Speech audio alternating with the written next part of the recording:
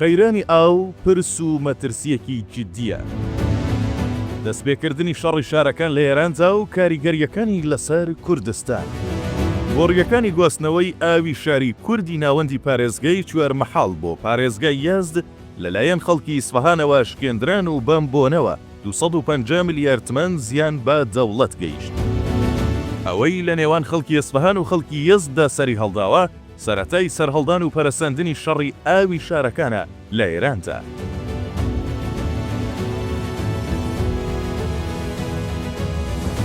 ساڵی پار خەڵکی پارێزگای چوارمەحاڵ بۆ ماوەی نزیکەی 10 ڕۆژ لە شەقامەکانی شاری کورد واتە ناوەندیە و پارێزگایە دژی قەیرانی ئاو دەستیان بە خۆپیشاندان و جەربڕینی ناڕەزایەتی کرد.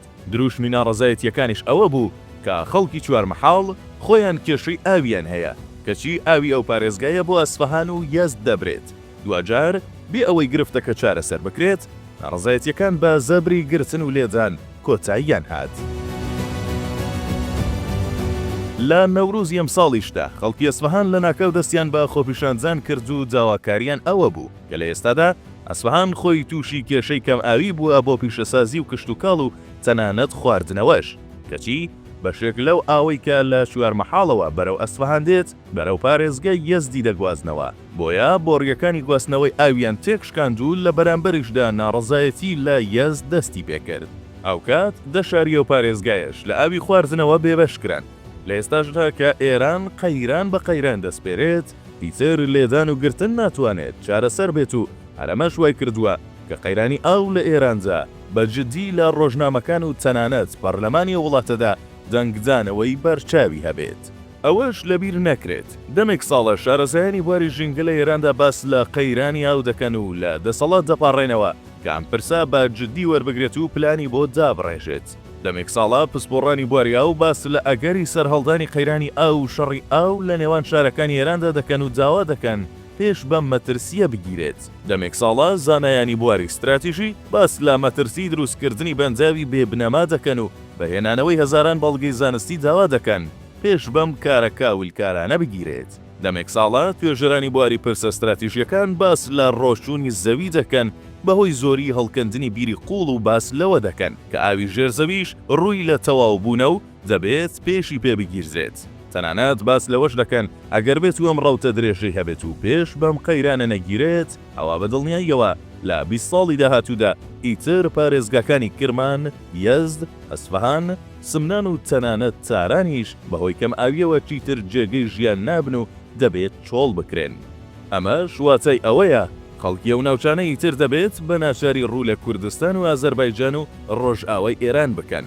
بەڵام ئەوەی ڕوونا ئەوەیە کە دەسەڵاتی سیاسی کۆماری ئیسلامی لە ماوەی ئەم 40 ساڵەدا قەت گوێی بۆ ئەم شتانە شل نەکردووە، بەڵکو هەموو ئەم پرسانەی بە فشە وەرگرتووە و لەسەر سیاسەتی دژە ڕۆژاوایی خۆی ڕژد و سوور بووە، بەڵکو تاکە شتێک بۆی گرنگ بووە بربەرەکانەیە لەگەڵ ئەمریکا فراوانکردنی سۆڕی هاوپەیمانی لە نێو شیعەکان و کەڵەگابوونە لە ناوچەکەدا. بەمبۆنەوە ئەم سیاسەتەی تر وڵاتی تووشی هەزاران قەیران و کێشە و سەر ئێشەی سیر و سەمەرە کردووە کە لە ئێستادا نەک تەنیا بەرەوکی خەڵکی ئێرانی گرتووە بەڵکو تەنگی بە خەڵکی ناوچەکەش هەڵچنیوە و ژیانی هەمووانی پڕ کردووە لە مەترسی و دڵە ڕاوکێ.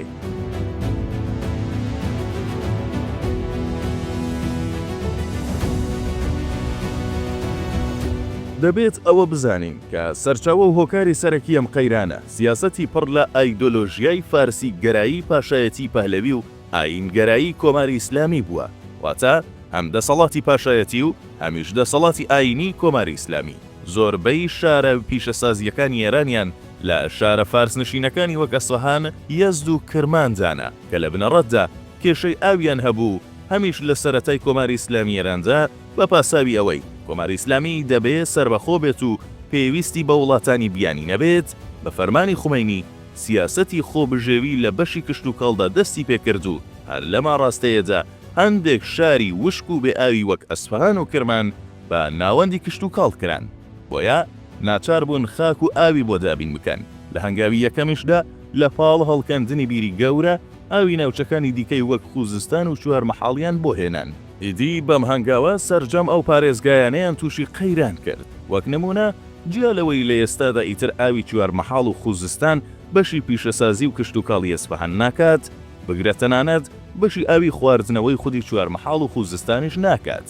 تەنانەت بەهۆی ئەم سیاسەتەوە زۆربەی پارێزگاکان ئێران تووشی قەیرانی ئاوی خواردنەوە بوون، چ بگات بە ئاوی پیشەسازی و کشتتوکاڵ.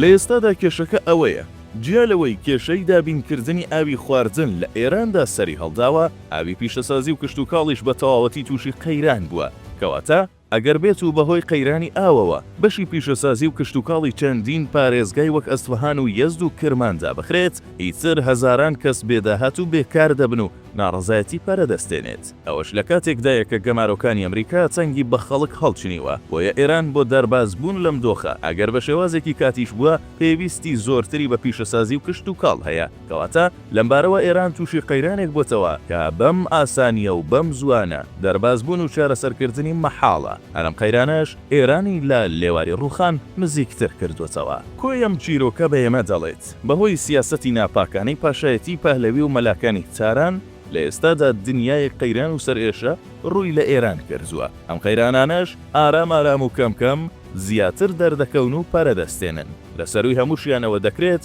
لە پاڵ قەیرانی گەماروی ئەمریکا ئاماژە بە قەیرانی ئاو بکرێت کە ئەگەری ئەوە هەیە لە ڕۆژان و مانگانی داهاتوودا ئەم قەیرانە بۆ شارەکانی دیکەی ئێران پەل بکێشێت و تەنانەت شەڕی شارەکان لەسەر پرسی ئاو دەست پێ بکات. هەر لە ماڕاستەیەدا و پەیوەست بە کوردستان دەکرێت لە ساڵانی داهاتوودا چاوەڕێی دوو ڕووداوی چارەنووساز بکرێت. یەکەم، جەماوەرێکی ئەجگار زۆر لە شارەکانی ناوەڕاستی ئێران ڕوو لە ڕۆژهەڵاتی کوردستان بکەن و دیمەنی کوردانی ئەم شارانە کاڵ بێتەوە. دوام، بە مەبەستی دابینکردنی بەشێکی دیکەی ئاوی خوزستان و تەورێز دەبێت چاوەڕێی گواستنەوەی کۆی ئەو سەرچاوە ئاویانەی هەرێمی کوردستان بکرێت کە لە کوردستانی ڕۆژهەڵاتەوە سەرچاوە دەکرێن.